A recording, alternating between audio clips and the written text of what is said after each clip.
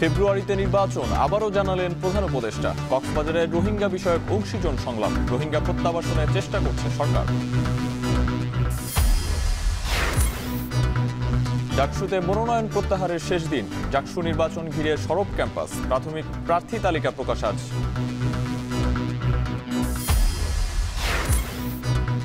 তিন ধাপে হালনাগাদের পর চূড়ান্ত ভোটার হতে পারে 12,80,00,000-এর বেশি। 31 অক্টোবর 18 পূর্ণ হলে তালিকাভুক্ত। খুলনার ডুমুরিয়ায় ট্রাকের ধাক্কায় নিহত ইজি বাইকের 3 যাত্রী, আহত 2 জন হাসপাতালে ভর্তি, ঘটনাস্থলে ফায়ার সার্ভিস। এবং সিলেটে লুট হওয়া সাদা পাথর ফিরিয়ে দেওয়ার শেষ দিন আজ। 13 লাখ ঘনফুট পাথর উদ্ধার, চলছে প্রতিস্থাপনের কাজ।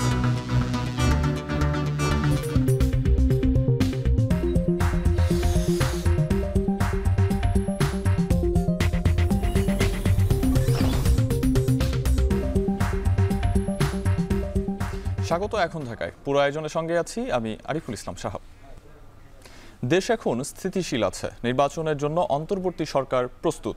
আগামী ফেব্রুয়ারিতে এই নির্বাচন অনুষ্ঠিত হবে বলে জানিয়েছেন প্রধান উপদেষ্টা ডক্টর মোহাম্মদ ইউনূস। কক্সবাজারে রোহিঙ্গা বিষয়ক অংশীজন সংলাপে একথা জানান তিনি। রোহিঙ্গাদের ব্যাপারে সহযোগিতা দেওয়ার জন্য আন্তর্জাতিক সংস্থাগুলোকে ধন্যবাদ জানিয়ে প্রধান উপদেষ্টা বলেন, তাদের নিরাপদ প্রত্যাবাসনের চেষ্টা করছে সরকার। All international efforts to this end, including ASEAN's 5-point consensus. We urge upon the international community to be more active in advancing peace, security and stability in Rakhine and in the neighborhood. We need to address and combat transboundary organized crimes, including human and drug trafficking. Rohingya crisis emanated from Myanmar, and the solution also lies in Myanmar. All parties must act to end the crisis with greater resolve without any further delay. Your solidarity with the Rohingyas' voice could be a beacon of hope for them in reversing their marginalization and persecution as the starting point of their return to their homeland. Let us all join our hands and pronounce our determination to contribute to the dignified return of the Rohingyas, ensuring justice and accountability. Rohingya ক্যাম্পের উন্মুক্ত স্থানে হাতে poster, placard, কণ্ঠে ফিরে যাওয়ার আকুতি শত শত রোহিঙ্গার।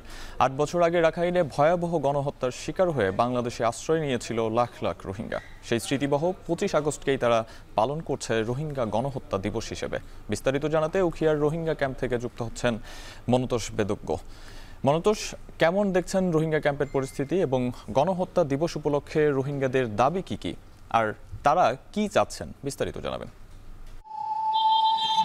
মাতৃভূমি ছেড়ে অন্য দেশে নির্বাসিত জীবনের 8 বছর পূর্ণ হচ্ছে আজ রোহিঙ্গাদের, এবং এই দিনটিকে ঘিরে আসলে তারা সমাবেশ সহ নানা ধরনের কর্মসূচি পালন করছে। যারা মারা গিয়েছিলেন 2017 সালের 25 আগস্টের পরে মিয়ানমার সেনাবাহিনীর নির্যাতন নিপীড়নের মুখে যারা মারা গিয়েছিলেন, যারা ধর্ষিত হয়েছিলেন, তাদের স্মরণে কিন্তু তারা দিনটি আজকে পালন করছে। এবং রোহিঙ্গাদের যে দাবি সেটি হচ্ছে প্রধানত তাদের নিজ দেশে ফেরার আকুতি রয়েছে। এর পাশাপাশি এই ফেরাটা যেন আসলে সম্মানজনক হয়, নাগরিকত্ব নিয়ে, পূর্ণ নাগরিক মর্যাদা নিয়ে সম্মানের সাথে তারা আসলে নিজ দেশে ফিরতে চান, এবং সেই যে ফেরার পরিবেশ সেটি নিশ্চিত করার জন্য রোহিঙ্গারা আন্তর্জাতিক সম্প্রদায়ের প্রতি আহ্বান জানিয়েছে। এর পাশাপাশি বিগত 8 বছরে বাংলাদেশ সরকার যে তাদের আশ্রয় দিয়েছে সেটির জন্য তারা কৃতজ্ঞতা প্রকাশ করেছে, এবং পাশাপাশি তারা যেটি বলছে যে এই দীর্ঘ সময় আসলে তারা নির্বাসিত যে জীবন পার করছে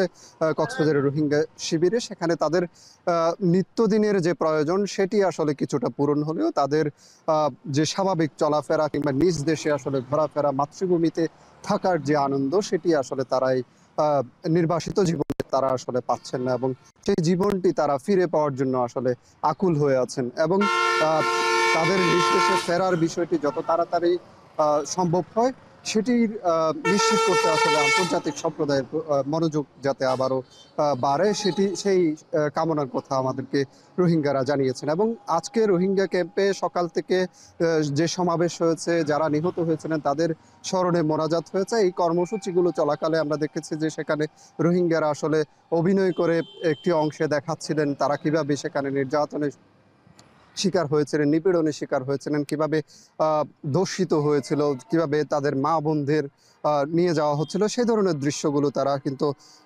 কক্সবাজারের উখিয়ার যে 4 নম্বরের বর্ধিত ক্যাম্প, সেই ক্যাম্পের খোলা মাঠে কিন্তু সেই দৃশ্যগুলো তারা ফুটিয়ে তোলার চেষ্টা করেছে এবং সেই সময়কার যে ভয়াবহতা সেটি তারা আসলে দেখানোর চেষ্টা করেছে।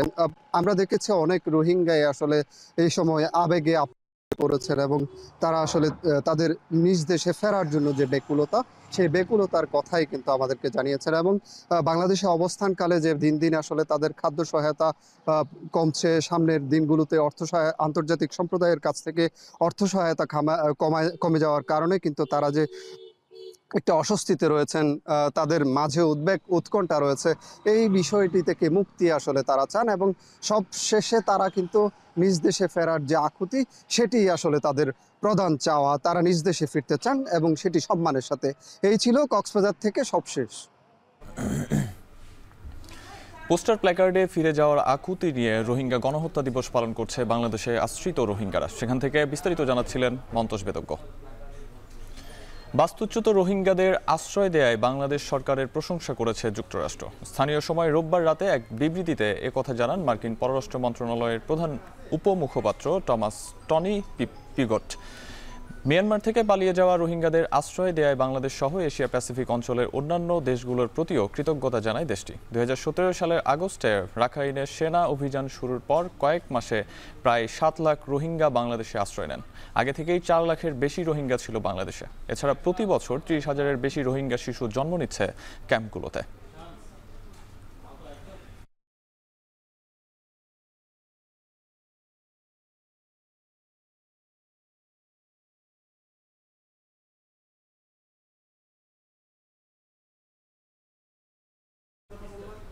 ডাকসু নির্বাচনে আজ মনোনয়ন প্রত্যাহারের শেষ দিন। অন্যদিকে জাহাঙ্গীরনগর বিশ্ববিদ্যালয় ছাত্র সংসদ নির্বাচনের মনোনয়নপত্র যাচাই বাছাই শেষে প্রাথমিক প্রার্থী তালিকা প্রকাশ হবে আজ।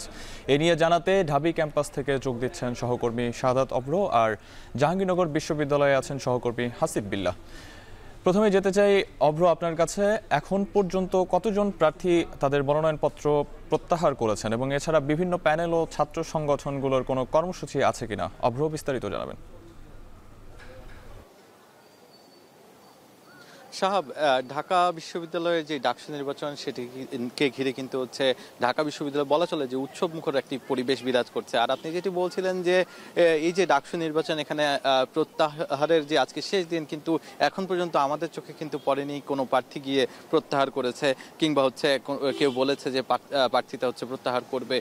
এখন পর্যন্ত নির্বাচন কমিশন থেকেও কিন্তু আমাদেরকে জানানো হয়নি যে কত সংখ্যক বা আদতে কেউ প্রার্থীতা প্রত্যাহার করেছে কিনা। হয়তোবা আগামীকাল কিংবা হচ্ছে আজকে সন্ধ্যা নাগাদ আমরা সেই খবর আপনাকে জানাতে পারবো। তবে যদি বলতে চাই যে উৎসব মুখর পরিবেশের সাথে সাথে কিন্তু যদি আপনাকে একটু দেখাতেও চাই যে এখানে কিন্তু হচ্ছে যারা ডাকসু নির্বাচনের সাথে সংশ্লিষ্ট তারা যেমনি আছেন তেমনি কিন্তু ভোটার প্রার্থীতার সাথে সাথে ভোটাররাও কিন্তু এখানে এসে উপস্থিত হয়েছেন। তারা কিন্তু বলছেন যে তারা এমন একজন নেতৃত্ব চান যারা কিনা হচ্ছে এই ক্যাম্পাসের জন্য কাজ করবে।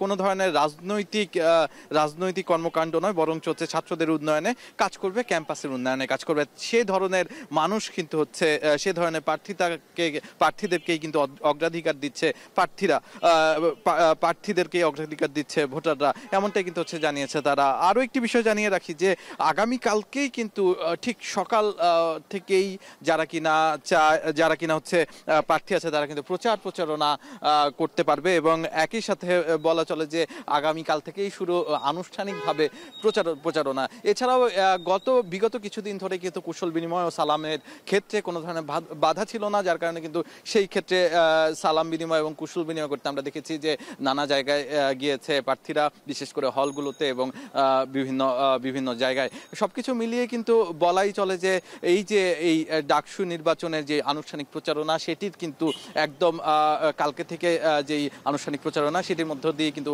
বোঝা যাচ্ছে যে আসলে কে কিভাবে করছে। আমি যদি একটু ছোট্ট করে বলতে চাই যে এখানে কিন্তু হচ্ছে অনেকেই তাদের ভিডিও এবং নানা ধরনের প্রচারণা কিভাবে করবে সেটির জন্য কিন্তু হচ্ছে প্রস্তুত হচ্ছে। আর এই ছিল আমার কাছে এখান থেকে সর্বশেষ। এবারে যেতে চাই সহকর্মী হাসিব বিল্লার কাছে, তিনি রয়েছেন জাহাঙ্গীরনগর বিশ্ববিদ্যালয়ে। হাসিব, জাকসু নির্বাচন ঘিরে ক্যাম্পাসের পরিস্থিতি কেমন সেটা জানাবেন এবং প্রার্থীদের প্রাথমিক তালিকা কখন প্রকাশ করা হবে?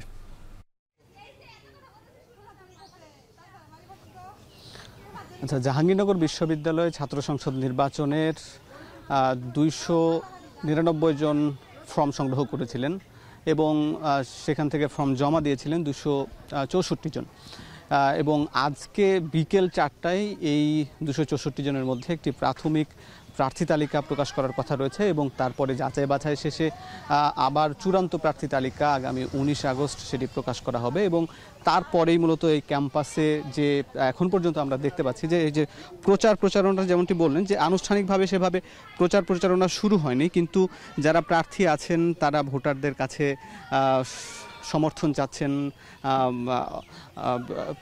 ব্যক্তিগত পর্যায়ে তারা বিভিন্ন ক্যাফেটেরিয়া বা হলের যে শিক্ষার্থীরা রয়েছেন তাদের কাছে যাচ্ছেন এবং এই ক্যাম্পাসে আমরা দেখতে পাচ্ছি যে সব গুরুত্বপূর্ণ জায়গা রয়েছে। আমরা এখন আছি পুরাতন কলা ভবনের এলাকায়, এখানেও বেশ কিছু শিক্ষার্থীদের আনাগোনা দেখা যাচ্ছে। তারাও ঘুরে ফিরে ওই জাকসু নির্বাচনে কারা প্রার্থী কারা ভোটার এই বিষয়গুলো আলাপ আলোচনায় আসছে এবং যেখানে উল্লেখযোগ্য হচ্ছে প্যানেল ঘোষণা নিয়ে ছাত্র শিবির এবং বাংলাদেশ গণতান্ত্রিক ছাত্র সংসদ তারা প্যানেল ঘোষণা করেছে, কিন্তু এখন পর্যন্ত ছাত্রদল এবং বাম সংগঠনগুলো প্যানেল ঘোষণা করেনি। কিন্তু কারা এই প্যানেলে থাকবেন, কারা ছাত্র দলের যেহেতু সম্প্রতি হল কমিটি হয়েছে এবং হল কমিটি দেওয়ার কারণে বেশ কিছু ছাত্র দলের নেতা বাদ পড়েছেন, এজন্য একটি অভিযোগ রয়েছে, তাদের মধ্যে একটু দ্বন্দ্ব এখনও নিরসন হয়নি, তারা একের পর এক বৈঠক করছেন। তবে আজকালের মধ্যে এই প্যানেল ঘোষণা হয়ে যাবে বলে আমরা শোনা যাচ্ছে। এছাড়া গণতান্ত্রিক ছাত্র সংসদের নেতারা এবং ছাত্র শিবিরের নেতারা তারা ক্যাম্পাসে প্রচারণা চালাচ্ছেন এবং তারা মূলত এই ক্যাম্পাসে শিক্ষার অধিকার এবং শিক্ষার মান উন্নয়ন কীভাবে বাড়ানো যায় এই বিষয়গুলো শিক্ষার্থীদের সঙ্গে আলাপ আলোচনা করছেন। যেহেতু দীর্ঘ 33 বছর পর এই জাকসু নির্বাচন হতে যাচ্ছে, সব মিলিয়ে শিক্ষার্থীদের আলাপ আলোচনায় এই জাকসু নির্বাচন আছে এবং একই সঙ্গে যেহেতু স্বতন্ত্র প্রার্থীরাও অনেকেই যারা ক্যাম্পাসে দীর্ঘদিন ধরে সামাজিক সাংস্কৃতিক সংগঠনের সঙ্গে জড়িত তারাও এখানে নেতা হয়েছেন, সুতরাং এখানে যেহেতু সবাই নিজেদের পরিচিত এবং তারাই এখানে কারা প্রার্থী এই প্যানেলের বাইরেও স্বতন্ত্ররাও বেশ এগিয়ে আছেন। সব কিছু মিলিয়ে এই ছিল এই জাহাঙ্গীরনগর বিশ্ববিদ্যালয় ছাত্র সংসদ নির্বাচনের খবর। ডাকসু ও জাকসু নির্বাচনের সবশেষ তথ্য জানাতে ঢাবি ও জাবি ক্যাম্পাস থেকে যুক্ত ছিলেন সহকর্মীরা। রাজশাহী বিশ্ববিদ্যালয়ে ছাত্র সংসদ নির্বাচনে মনোনয়ন ফর্ম তুলছে প্রার্থীরা। দ্বিতীয় দিনের মতো চলছে এই কার্যক্রম। এ নিয়ে আরও জানাতে রাকসু ভবনের সামনে থেকে যুক্ত হচ্ছেন সহকর্মী রাকিবুল হাসান। রাকিব, মনোনয়ন ফর্ম সংগ্রহের সময়সীমা শেষ হচ্ছে কবে এবং নির্বাচন ঘিরে শিক্ষার্থীদের আগ্রহ কেমন দেখছেন, বিস্তারিত জানাবেন। সাহাব, রাজশাহী বিশ্ববিদ্যালয় জুড়ে আসলে নির্বাচন নিয়ে সাধারণ শিক্ষার্থীদের খুবই উৎসব মুখের একটা পরিবেশ তৈরি হয়েছে এবং আপনি জানেন যে 35 বছর পর যেহেতু ডাকসু পাচ্ছে রাজশাহী বিশ্ববিদ্যালয়ের শিক্ষার্থীরা, যার কারণে এটি নিয়ে উৎসাহ উদ্দীপনা প্রত্যেকটা শিক্ষার্থীর মধ্যে আছে এবং আমরা একেবারে তফসিল ঘোষণার পরপরই কিন্তু সেগুলো আসলে দেখছিলাম এবং তফসিল অনুযায়ী আজকে নির্বাচনের যে মনোনয়নপত্র প্রদান সেটির দ্বিতীয় দিন। আমরা একটু দেখাতে চাই আপনাদেরকে পেছনে যে এখানে শিক্ষার্থীরা মনোনয়নপত্র তুলছেন। আজকে দ্বিতীয় দিনে সকাল থেকে মাত্র 4 জন প্রার্থী তাদের মনোনয়নপত্র তুলেছে, তার মধ্যে একজন স্বতন্ত্র প্রার্থী এবং বাকি যারা আছেন তারা কার্যনির্বাহী সদস্য প্রার্থী রয়েছেন।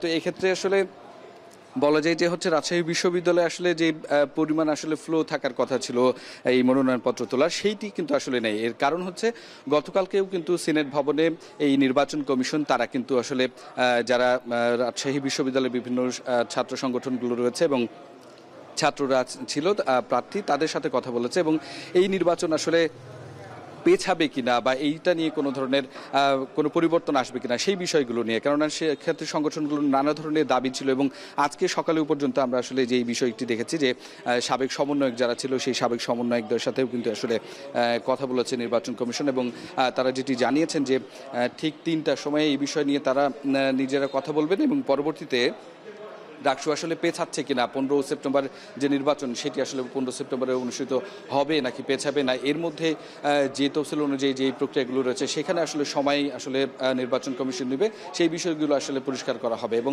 এখন পর্যন্ত কিন্তু মাত্র হল সংসদ এবং ডাকসু মিলে সব মিলে 11টি ফর্ম উত্তোলন হয়েছে এবং এই প্রক্রিয়াটি আরও আগামী একটা দিন রয়েছে। সুতরাং কালকে আসলে বোঝা যাবে কতটা আসলে এটি ফ্লো বাড়ছে নাকি এই নির্বাচন পেছানোর দাবিতে ছাত্র সংগঠনগুলো একটা হয়ে সময় চাইবেন।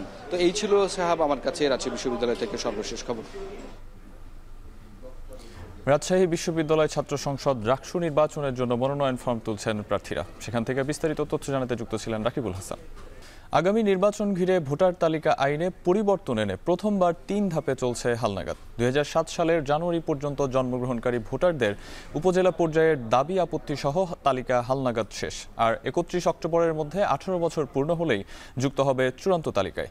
ইসির জাতীয় পরিচয় নিবন্ধন অনুবিভাগের মহাপরিচালক জানান, বর্তমানে ভোটার 12 কোটি 31 লাখ হলেও সব প্রক্রিয়া শেষে চূড়ান্ত সংখ্যা দাঁড়াতে পারে 12 কোটি 80 লাখের বেশি। মিয়া আমিরুলের প্রতিবেদনে বিস্তারিত। সংসদ নির্বাচন আয়োজনে নির্বাচন কমিশনকে ঘটা করে যেসব কর্মযোগ্য গোছাতে হয় তার মধ্যে অন্যতম ভোটার তালিকা প্রস্তুতের কাজ, যেটি সংখ্যার হিসাব বিবেচনায় থাকে সংসদীয় আসনের সীমানা পুনর্নির্ধারণ, দল নিবন্ধন প্রক্রিয়া থেকে শুরু করে নির্বাচন সংক্রান্ত বেশ কিছু বিষয়ে। সবশেষ 10 আগস্ট বাড়ি বাড়ি গিয়ে করা ভোটার হালনাগাদের দ্বিতীয় ধাপের সম্পূরক ভোটার তালিকার খসড়া প্রকাশ করে নির্বাচন কমিশন, যেখানে নতুন করে 45 লাখের বেশি নতুন ভোটার যুক্ত হলেও মৃত্যুজনিত সংখ্যা বাদ দিয়ে 24,38,000-এর বেশি ভোটার অন্তর্ভুক্ত হয়। এ নিয়ে দেশে মোট ভোটার 12 কোটি 61 লাখের বেশি। কমিশনের ভোটার হালনাগাদ ঘিরে দেশের জেলা উপজেলা নির্বাচন অফিসে চলছে তৎপরতা। এতে সংশ্লিষ্ট এলাকার সম্পূরক ভোটার তালিকায় 21 আগস্ট পর্যন্ত নেওয়া হয়েছে দাবি আপত্তি। রাজধানীসহ দেশের বেশ কিছু নির্বাচন অফিস ঘুরে দেখা মিলে সংশোধনীর সাথে চলছে নতুন ভোটার যুক্ত ও ভোটার স্থানান্তরের কাজও। আমার জন্ম সনদের তথ্য ছিল না, এটাকে অনলাইন করা ছিল না, যে কারণে আর কি ভোটার হইতে পারিনি। এখন অনলাইন করে আবার নতুন করে ভোটার হতে আসছি আর কি। যেহেতু প্রথম ভোট দিব সেহেতু মনে করেন যে একটু মনে আনন্দ আছে। ওই সময় করা হয়নি, তো এখন যেহেতু সময়সীমাটা বাড়াই দিছে সেটা আমাদের জন্য আসলে ভালো। এবার সংসদীয় আসনের সীমানা পুনর্নির্ধারণে দেশের 40টির মতো জায়গায় ছোট বড় পরিবর্তন আসলেও সবচেয়ে বড় পরিবর্তন আসে গাজীপুরে। জায়গাটিতে আগে 5টি সংসদীয় আসন থাকলেও এবার তা 6টি হতে যাচ্ছে। এবারের হালনাগাদে এ যাবৎ 1,07,000-এর বেশি নতুন ভোটার নতুনভাবে যুক্তের কথা বলছে জেলা নির্বাচন অফিস। সংশোধন যেগুলো আমরা দেখছি যে আমাদের ফর্মেই ঠিক রয়েছে, তারা এখন আলাদা তথ্য চাচ্ছে, সেই সংশোধনটা করেছে। তো আমরা যাচাই বাছাই করতে দেখতেছি যে কাগজপত্র ঠিক থাকলে সেগুলো আমরা দিয়ে দিই। বা নতুন ভোটার যারা এই এলাকায় ছিল না, আমাদের তথ্য রয়েছে কিন্তু ছবিও তুলে নেই, ফর্মও ফিল আপ হয়নি, সেটাও আসতেছে, সেগুলোকে আমরা করে দিচ্ছি। এদিকে গাজীপুরের ন্যায় ঢাকার বেশ কয়েকটি নির্বাচন অফিসেও দেখা মিলল এমন হালচাল। পাশাপাশি পিছিয়ে নেই ঢাকার অদূরে কেরানীগঞ্জ, নারায়ণগঞ্জ কিংবা মুন্সিগঞ্জও। কর্তৃপক্ষ ধারণা করছিল হয়তো ছোটোখাটো ভুল ত্রুটি কিছু থাকতে পারে, এই জন্য কমিশন উদ্যোগী হয়ে পুনরায় কিন্তু প্রুফ দেখেছে। যদি কখনো মনে হয় যে এখানে কোনো ধরনের সন্দেহ হয় বা কোনো একটা একটা কাগজে মনে হচ্ছে যে এটা সঠিক মনে হয় না, তখন আমরা ইউনিয়ন পরিষদে একটা লিখিত চিঠি দিই, যে এটাকে ইউনিয়ন পরিষদের চেয়ারম্যান পরে ভেরিফাই করে আমাদেরকে আলাদা একটা চিঠি দিলে তখন আমরা তাকে ভোটার করি। এদিকে দাবি আপত্তির এসব প্রক্রিয়া 24 আগস্ট মাঠ পর্যায়ে নিষ্পত্তি করেছে নির্বাচন কমিশন, যেখানে পরবর্তী প্রক্রিয়া শেষে আগামী 31 আগস্ট দ্বিতীয় ধাপের চূড়ান্ত ভোটার তালিকা প্রকাশের কথা ভাবছে নির্বাচন কমিশন। দেশ বিদেশের বিভিন্ন পর্যায়ে ভোটার তালিকার সমন্বয়ে থাকা জাতীয় পরিচয় নিবন্ধন অনুবিভাগের মহাপরিচালক সংস্থাটির ঘাটতির কথা স্বীকার করে মানুষের সচেতনতার কথা জানান। বলেন, সব মিলিয়ে তফসিলের আগে চূড়ান্ত ভোটার তালিকায় 12,80,00,000-এর মতো ভোটার হওয়ার সম্ভাবনা রয়েছে এবার। যারা আগে নানান কারণে এবং অনীহার কারণে ভোটার হতে পারে নাই, তাদেরকে কিন্তু আমরা অলরেডি সম্পৃক্ত করেছি ব্যাপকভাবে। যা যা করার মনে হয় সবগুলোই করেছিলাম, কিন্তু কোনো কোনো জায়গায় কেউ যদি সেই তথ্য থেকে তারা বঞ্চিত হয়ে থাকে এবং ভোটার হতে না পারে, আপনারা এখন তাদেরকে বলতে পারেন তারা যেন এখনই ভোটার হয়ে যায়। অক্টোবরের মধ্যে সংসদ নির্বাচনের মূল প্রস্তুতি সম্পন্নের পরিকল্পনা নিয়ে নির্বাচনের রোডম্যাপ চূড়ান্ত করছে ইসি, যেখানে ভোটার তালিকা চূড়ান্ত, দল নিবন্ধন, সীমানা পুনর্নির্ধারণ, পর্যবেক্ষক সংস্থার নিবন্ধন এবং আরপিও সংশোধনী সহ প্রার্থীর আচরণ বিধিমালার বিষয়ে সময়সীমা নির্ধারণ করা হচ্ছে। মিয়া আমিরুল, এখন, ঢাকা। চট্টগ্রামে আইনজীবী সাইফুল ইসলাম হত্যা মামলায় সনাতনী জাগরণ জোটের মুখপাত্র চিন্ময় দাস সহ 38 জনকে অভিযুক্ত করে দেয়া চার্জশিটের ওপর শুনানি চলছে। এ নিয়ে আরও জানাতে চট্টগ্রাম আদালত ভবন থেকে সরাসরি যুক্ত হচ্ছেন সহকর্মী ফাইসাল করিম। ফাইসাল, চার্জশিট প্রসঙ্গে শুনানিতে কি বলছে আদালত, বিস্তারিত জানাবেন।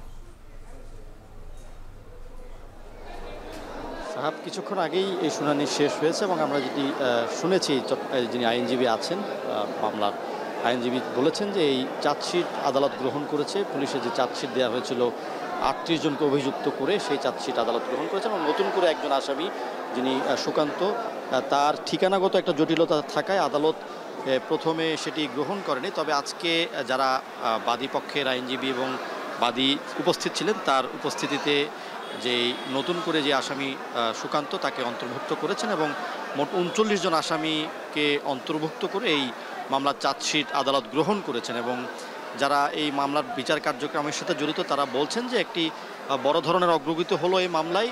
এবং এই যে চট্টগ্রামে আদালত ভবনে বা আদালত পাড়ায় যে আইনজীবী হত্যার মতো ঘটনা, ন্যাক্কারজনক ঘটনা, সেই ন্যাক্কারজনক ঘটনার যে বিচার, সেটির ক্ষেত্রে এক ধরনের তারা আজকে আশাবাদী যে এই বিচারটি দ্রুত সম্পন্ন হবে। এবং এখন পর্যন্ত কিন্তু এই মামলায় মোট 39 জনের মধ্যে 20 জন গ্রেপ্তার আছেন চিন্ময় কৃষ্ণ সহ, এবং বাকি যারা আছেন 19 জন, তাদেরকে কিন্তু গ্রেপ্তারের জন্য আদালত ওয়ারেন্ট ইস্যু করেছেন। এবং আমরা এখানে যেটি দেখেছি যে আসলে এই মামলায় কিন্তু এর আগে গত 10 আগস্ট একটি শুনানির তারিখ ধার্য ছিল, তবে যেহেতু বাদী উপস্থিত হতে পারেননি সেহেতু আদালত সমন জারি করেছিলেন, বাদীর উপস্থিতি চেয়েছিলেন। আজকে বাদী উপস্থিত ছিলেন আইনজীবী আলিফের বাবা জামাল উদ্দিন, এবং তার উপস্থিতিতে আজকে আদালত আসলে অনেক কিছু নিশ্চিত হয়েছেন এবং বোঝার চেষ্টা করেছেন যে আসলে এই যিনি আসামি বাদ পড়েছেন বা যাদেরকে বাদ দেওয়া হয়েছে তাদের কিছু বিষয় নিয়ে আদালত তাকে প্রশ্ন করেছেন এবং কিছু বিষয় যাচাই বাছাই করেছেন এবং সবশেষ 39 জনকে আসামি নিশ্চিত করে এই চার্জশিট গ্রহণ করেছে। এবং আমরা জানি যে গত বছরের নভেম্বরের শেষের দিকে এই ঘটনাটি ঘটেছিল, যার চার্জশিট গ্রহণ অর্থাৎ প্রায় 7 মাস পর, 7 মাসেরও বেশি সময় পর কিন্তু এই চার্জশিটটি গ্রহণ হয়েছে, যার মধ্য দিয়ে আসলে বিচার কার্যক্রমে এক ধরনের অগ্রগতি হলো বলে আশা করছেন আইনজীবীরা। আইনজীবী সাইফুল হত্যা মামলায় চট্টগ্রাম আদালতে চিন্ময় দাস সহ 38 জনকে অভিযুক্ত করে দেওয়ার চার্জশিটে শুনানি চলছে, সেটা জানাতে বিস্তারিত আমাদের সঙ্গে ছিলেন ফাইসাল করিম। জুলাই আগস্টে মানবতা বিরোধী অপরাধের মামলায় সাবেক প্রধানমন্ত্রী শেখ হাসিনা ও সাবেক স্বরাষ্ট্রমন্ত্রী আসাদুজ্জামান খান কামাল সহ 3 জনের বিরুদ্ধে 8 দিনের সাক্ষ্য গ্রহণ চলছে। এ বিষয়ে বিস্তারিত জানাতে যুক্ত আছেন আমাদের সহকর্মী মেহরাব সুমন। চলে যাচ্ছি সেখানে। সুমন, সাক্ষ্য গ্রহণ চলছে এবং এখন পর্যন্ত কি কি তথ্য পেলেন সেই সম্পর্কে বিস্তারিত জানাবেন। জুলাই আগস্ট যে গণঅভ্যুত্থান হচ্ছিল সেই মামলায় সাবেক প্রধানমন্ত্রী শেখ হাসিনা, সাবেক স্বরাষ্ট্রমন্ত্রী আসাদুজ্জামান খান কামাল সহ 3 জনের বিরুদ্ধে 8ম দিনের মতো সাক্ষ্য গ্রহণ শুরু হয়েছে আজ 11:30 সকালে আমরা দেখতে পেয়েছি যে 2 জন ডক্টর এবং শহীদ মারুফের পিতাকে যারা সাক্ষী হিসেবে আজকে সাক্ষ্য দিবেন। প্রথম অধিবেশনেই আমরা দেখতে পেয়েছিলাম যে চক্ষু বিজ্ঞান ইনস্টিটিউটের যে পরিচালক ডাক্তার খায়ের তিনি সাক্ষ্য দিচ্ছিলেন। তিনি যেটি জানিয়েছেন যে তৎকালীন শেখ হাসিনা সরকারের আমলে যে অভ্যুত্থান চলাকালীন যে নেককারজনক ঘটনা, যে ঘটনাগুলো ঘটেছিল, ভয়াবহতা এবং নৃশংসতা তিনি তুলে ধরেছিলেন। তিনি জানিয়েছেন যে 493 জন তাদের ওখান থেকে চক্ষুবিজ্ঞান ইনস্টিটিউট থেকে চিকিৎসাধীন অবস্থায় ছিলেন, কিন্তু স্বাস্থ্য মন্ত্রণালয়ের পক্ষ থেকে শেখ হাসিনার বরাত দিয়ে বলা হচ্ছিল যে নো ট্রিটমেন্ট নো রিলিজ। তারই প্রেক্ষিতে তারা তখন চিকিৎসা সেভাবে দিতে পারছিলেন না এবং তারা বারবার ভয়াবহতার দিনগুলোর কথা তুলে ধরছিলেন এবং তারা যেটি দাবি করছেন যে যারা এই অভিযুক্ত তাদের সবার যেন সর্বোচ্চ শাস্তি হয়। এর আগে আজকে গতকাল 19 জন সহ আজকে মোট 4 জন, এ নিয়ে 23 জনের সাক্ষ্য গ্রহণ শেষ হবে আজ। তবে এই মামলায় 81 জনের সাক্ষ্য দেওয়ার কথা রয়েছে এবং আগামী 30 দিনের মধ্যেই এই সাক্ষ্য গ্রহণ শেষ হবে বলে আশা প্রকাশ করছে। এর আগে আজ সকালে 2 জনকে হাজির করা হয়েছে, যে রাজসাক্ষী সাবেক আইজিপি চৌধুরী আব্দুল্লাহ আল মামুন এবং আপনার বাড্ডা থানাতে একটি কার্নিশে ঝুলে থাকা একজনকে হত্যার দায়ে এই বাড্ডার এএসআই চন্দ্র সরকারকে আজকে হাজির করা হয়েছে। আরেকটি মামলায় এখানে শুনানি হয়েছে, সেটি রমনা থানায় 3 জনকে হত্যার দায়ে সাবেক এডিসি রমনা জোনের সাবেক এডিসিকে 28 আগস্টের মধ্যে হাজির হওয়ার নির্দেশ দিয়েছে আন্তর্জাতিক অপরাধ ট্রাইব্যুনাল। এই ছিল আমার কাছে আন্তর্জাতিক অপরাধ ট্রাইব্যুনাল থেকে সবশেষ তথ্য। আন্তর্জাতিক অপরাধ ট্রাইব্যুনালে জুলাই আগস্ট মানবতা বিরোধী অপরাধে অভিযুক্তদের সাক্ষ্য গ্রহণ চলছে। সেখান থেকে বিস্তারিত তথ্য জানাতে যুক্ত ছিলেন সহকর্মী মেহরাব হোসেন। খুলনার ডুমুরিয়ায় ট্রাকের ধাক্কায় ইজি বাইকের চালক সহ 4 যাত্রী নিহত হয়েছেন। হাসপাতালে চিকিৎসাধীন আছেন আরও 3 জন। ফায়ার সার্ভিস জানায় সকাল 8:30টার দিকে উপজেলার জিলের ডাঙ্গা এলাকায় একটি ট্রাক নিয়ন্ত্রণ হারিয়ে সামনে থাকা ইজি বাইককে ধাক্কা দেয়। এতে ঘটনাস্থলেই নিহত হয় ইজি বাইকের চালক সহ 2 জন। গুরুতর আহত অবস্থায় 3 জনকে উদ্ধার করে হাসপাতালে নেওয়া হলে একজনকে মৃত ঘোষণা করেন চিকিৎসক। পরে চিকিৎসাধীন আরও একজনের মৃত্যু হয়। এখনও হাসপাতালে চিকিৎসাধীন আছেন 3 যাত্রী।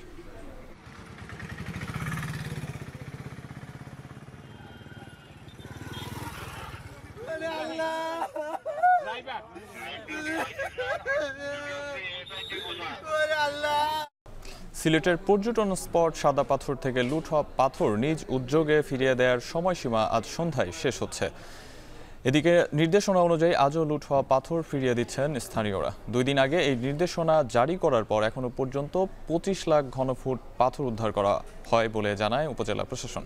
এর মধ্যে প্রায় 5,50,000 ঘনফুট পাথর পর্যটন স্থানে প্রতিস্থাপন করা হয়েছে। বাকি পাথর পর্যায়ক্রমে প্রতিস্থাপন করা হবে। পাশাপাশি পাথর লুটের ঘটনায় জড়িতদেরকেও আইনের আওতায় আনার চেষ্টা অব্যাহত আছে।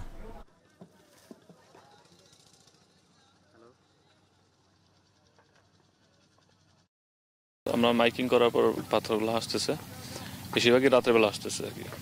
দিনের বেলা আমরা যেগুলো উদ্ধার করেছি, জব্দ করেছি, সেগুলো নিয়ে আসছি আমরা। অধিকাংশ পাথরগুলো চলে আসছে, আর বাকিগুলো আমরা এই সপ্তাহের ভিতরে আশা করি আমরা ডাম্পিং স্টেশন নিয়ে আসতে পারবো। 6 দফা দাবিতে ক্লাস পরীক্ষা বর্জন করে শাটডাউন সহ বিক্ষোভ কর্মসূচি পালন করছেন কিশোরগঞ্জ বিশ্ববিদ্যালয়ের শিক্ষার্থীরা। দাবি পূরণ না হলে আন্দোলন চালিয়ে যাওয়ার হুঁশিয়ারি শিক্ষার্থীদের। এ নিয়ে আরও জানাতে কিশোরগঞ্জ বিশ্ববিদ্যালয় থেকে যুক্ত হচ্ছেন সহকর্মী মশিউর কায়েস। কায়েস, শিক্ষার্থীদের কি কি দাবি দেওয়া রয়েছে এবং এ ব্যাপারে প্রশাসনের বক্তব্য কি, বিস্তারিত জানাবেন।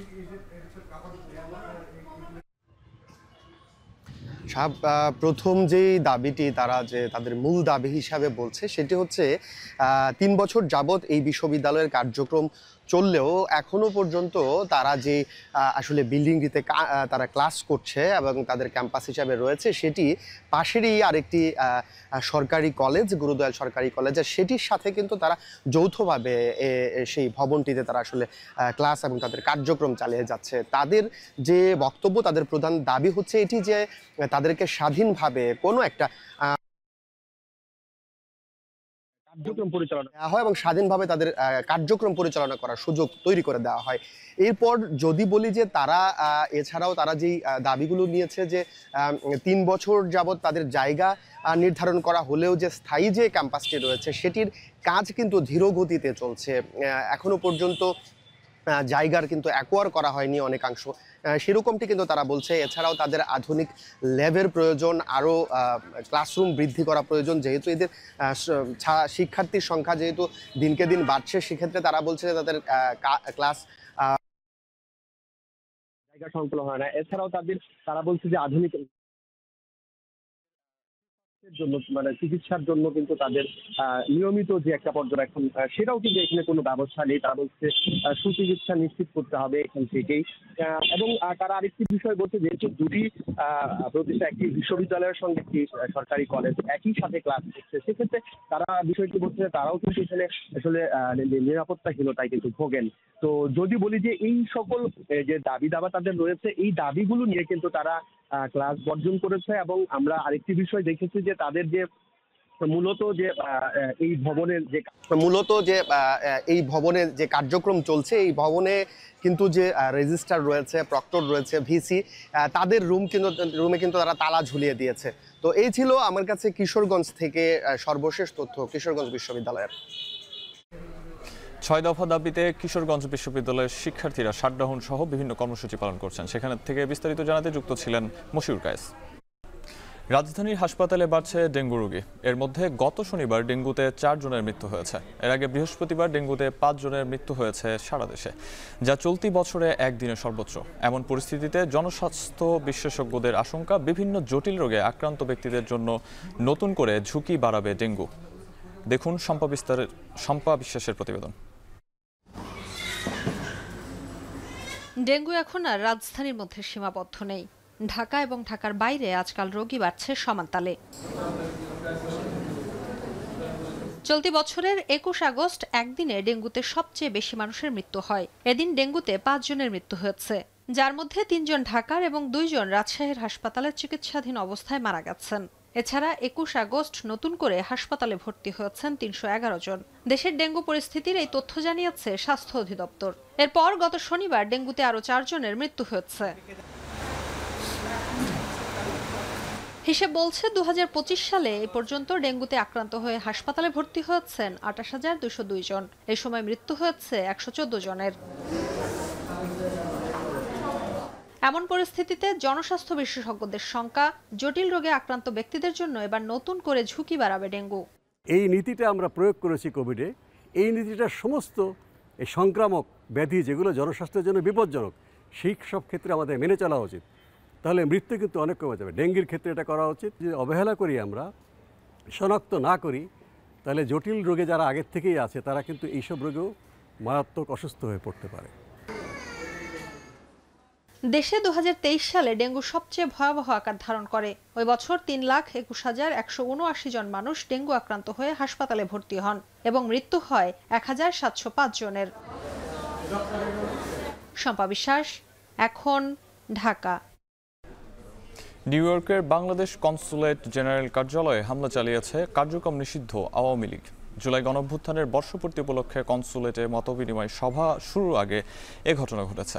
এ সময় ভেতরে নিরাপদে অবস্থান করছিলেন সরকারের তথ্য উপদেষ্টা মাহফুজ আলম। সন্ত্রাসী তাণ্ডব ঠেকাতে এক পর্যায়ে পুলিশের সহায়তা নিতে বাধ্য হয় কনসুলেট কর্তৃপক্ষ।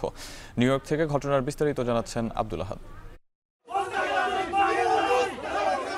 নিউ ইয়র্কে অবস্থিত বাংলাদেশ কনসুলেট জেনারেল কার্যালয়ে হামলা চালিয়েছে যুক্তরাষ্ট্রে থাকা আওয়ামী লীগের সদস্যরা।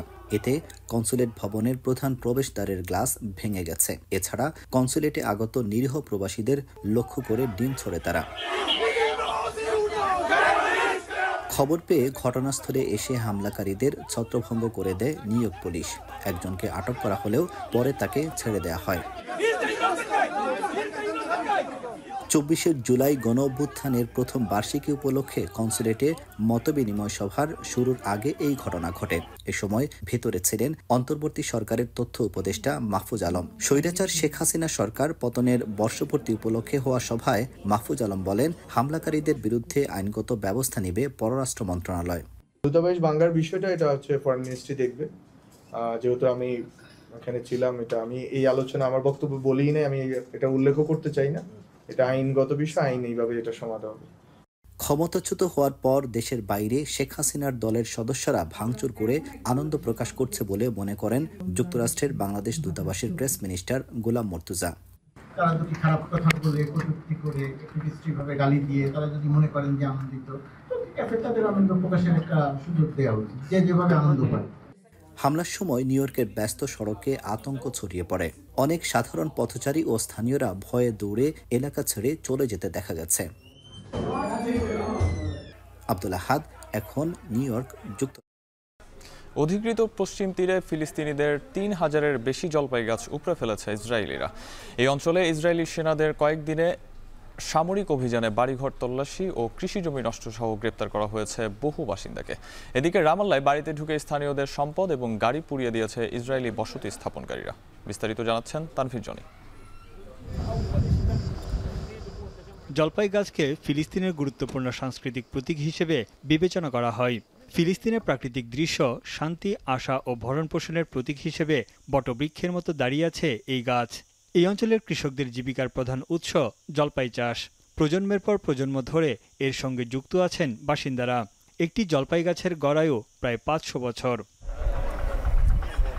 গেল কয়েক দশক ধরেই দখলকৃত পশ্চিম তীরের ফিলিস্তিনি ভূখণ্ডটিতে জলপাই গাছ উপড়ে ধ্বংসলীলা চালাচ্ছে ইসরায়েলি সেনারা। ফিলিস্তিনি জমি দখল ও বাসিন্দাদের জোরপূর্বক উচ্ছেদ করার লক্ষ্যেই তারা এই ধ্বংসযজ্ঞ চালিয়ে যাচ্ছে। অধিকৃত পশ্চিম তীরের আলমোগাইর গ্রামে কৃষির ইতিহাস অনেক পুরনো। এখানকার মানুষ মূলত কৃষি ও পশুপালনের উপর নির্ভরশীল। সম্প্রতি সামরিক অভিযানে ইসরায়েলিরা মাইলের পর মাইল জমির জলপাই উপড়ে সাবার করে ফেলেছে।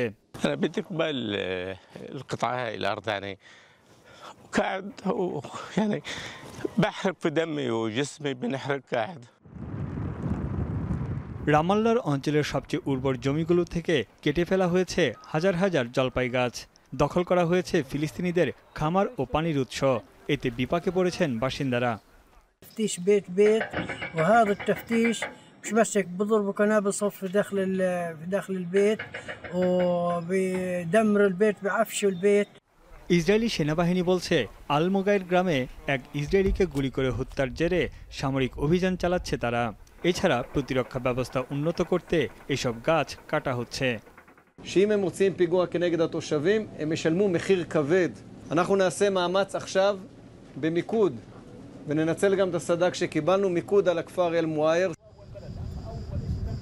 এদিকে অধিকৃত পশ্চিম তীরের আতারা গ্রামে হামলা চালিয়েছে ইসরায়েলিরা। রামাল্লার উত্তরে অবস্থিত গ্রামটিতে ইসরায়েলি বসতি স্থাপনকারীরা বাড়িতে ঢুকে আক্রমণ চালিয়ে পুড়িয়ে দেয় বাসিন্দাদের ঘরবাড়ি, গাড়ি ও বিভিন্ন স্থাপনা। فيش بين ما دخلنا وروحوا ربع ساعة بس طلعت أنا فوق قعدت شوي وولاد أخوي في الدار فوق عن ظهر الطبق الثاني। পশ্চিম তীর ও পূর্ব জেরুজালেমে প্রায় ২৭ লাখ ফিলিস্তিনির বসবাস। এদের মধ্যে ইসরায়েলি বসতি স্থাপনকারীর সংখ্যা ৭ লাখের মতো।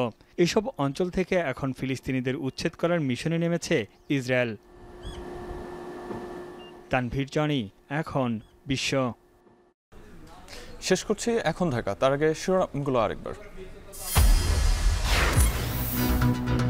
দেশ এখন স্থিতিশীল, নির্বাচনের জন্য প্রস্তুত সরকার, কক্সবাজারের প্রধান উপদেষ্টা।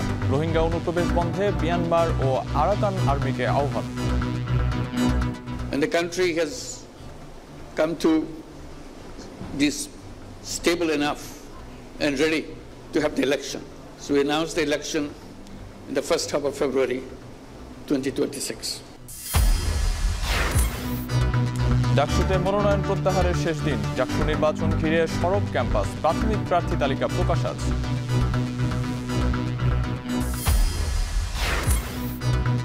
৩ ধাপে হালনাগাদের পর চূড়ান্ত ভোটার হতে পারে ১২,৮০,০০,০০০ বেশি। ৩১ অক্টোবর ১৮ পূর্ণ হলে তালিকাভুক্ত।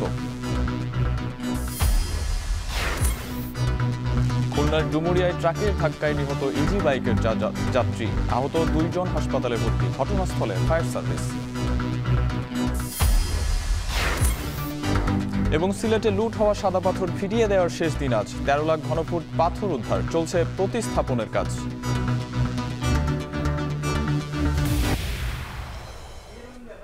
এই ছিল এখন ঢাকায়। এখন টেলিভিশন ওয়েবসাইটে দেখতে ভিজিট করুন www.ekhon.tv। এছাড়াও ফেসবুকে দেখতে ভিজিট করুন facebook.com/tv.ekhon এবং ইউটিউবে দেখতে ভিজিট করুন youtube.com/c/ekhon tv।